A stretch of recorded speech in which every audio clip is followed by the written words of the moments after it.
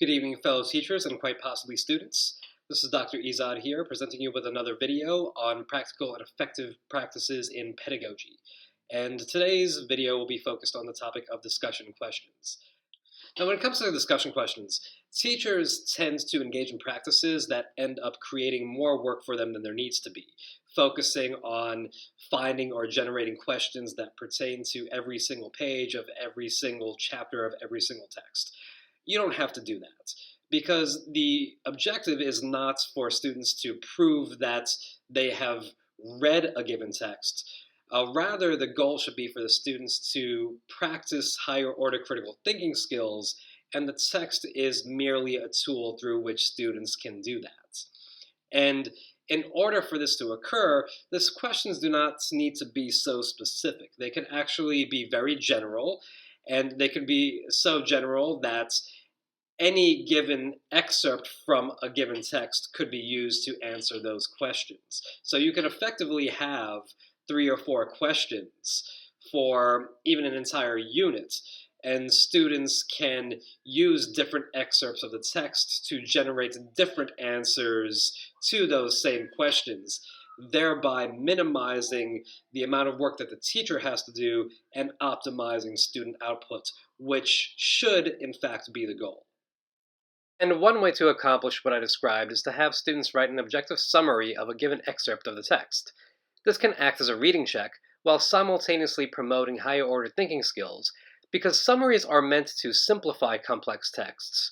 And with texts as complex as, say, Shakespeare, which is the text that this objective summary homework assignment for students' weekly readings is based on, students will have to determine the meanings of words with multiple meanings by using online glossaries and such in order to convey the most important ideas in a simpler way.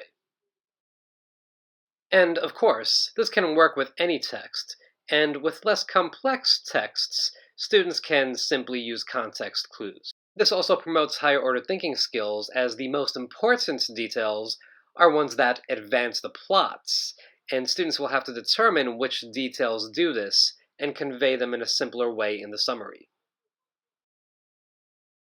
And students can respond to this item using the excerpts from each of the weekly readings to provide evidence that they have read for any teachers who are adamant that students provide such proof.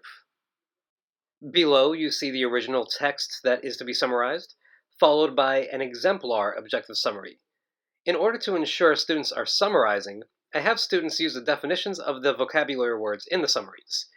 And in the first sentence, I write that Macbeth knows the witches are providing him with incomplete information. And if you define imperfect, which is what he calls them, imperfect speakers, you'll see that definition comes up. And as a testament to how this can yield different results and interpretations from each student, some students may think this word is being attributed to the witch's appearance, which is somehow faulty or incomplete, making them look less than human. Or maybe Macbeth meant both things, and all of these different things can be reflected in the students' summaries. And the same thing can be done with more specific, but still general, discussion questions, such as these, which I'd used for my class's unit on The Great Gatsby. See my exemplar responses for the same exact question, based on 2 completely different passages. In my first response, I discussed this seemingly innocuous interaction between Daisy and her husband Tom, which is really quite telling of Daisy's subservient status as a woman in the 1920s.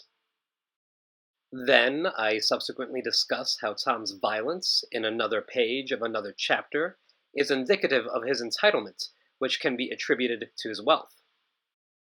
And these questions are modified versions of the essential questions for the unit on my district's curriculum pacing chart, and this can be done with any text. So there you have a very easy way to maintain rigor while minimizing teacher work and optimizing student output. Until next time, and as always, if you find this content helpful, please like, comment, and, if you feel so inclined, do subscribe.